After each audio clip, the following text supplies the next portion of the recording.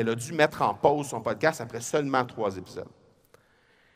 Et ce que ça a fait, c'est que quelques semaines après, elle a reçu un appel de quelqu'un.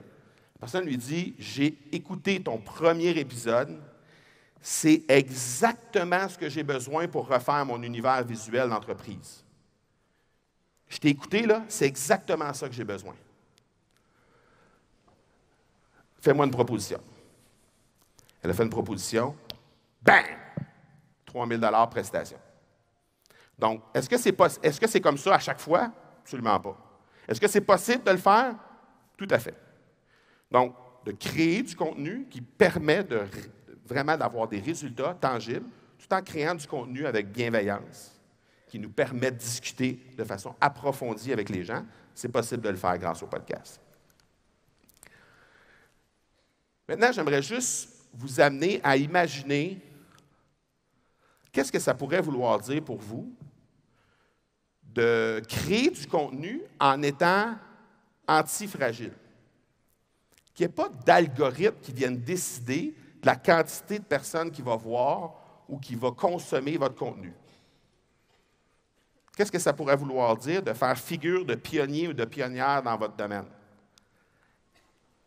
Qu'est-ce que ça pourrait vouloir dire de développer une plus grande proximité avec vos gens, avec vos prospects?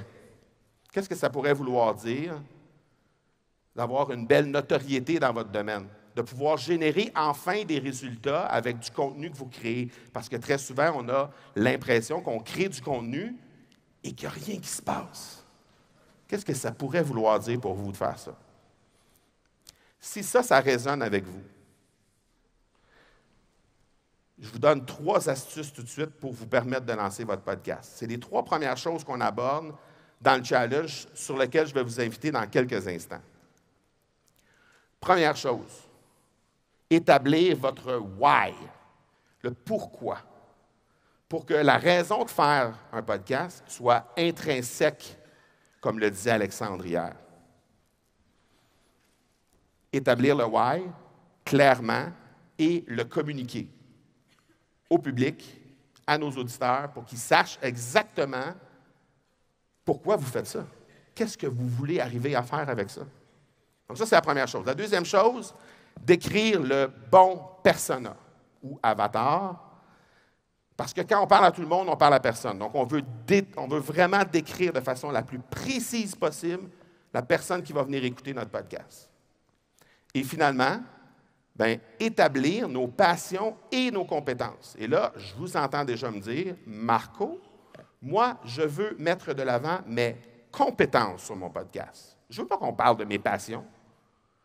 Et pourtant, c'est ce qui va vous permettre d'avoir une super belle profondeur dans vos propos, quand vos passions vont être mises de l'avant avec vos expertises. C'est ce qui va vous permettre d'avoir beaucoup plus de profondeur dans votre contenu. Donc ça, c'est les 3 premières étapes qu'on fait lorsqu'on invite les gens à notre challenge 5 jours. Donc, le challenge 5 jours, évidemment, ce n'est pas 5 jours, ce n'est pas 5 jours, c'est 1 heure par jour pendant 5 jours. Alors, on passe 1 heure par jour à bâtir le podcast de vos rêves de A à Z.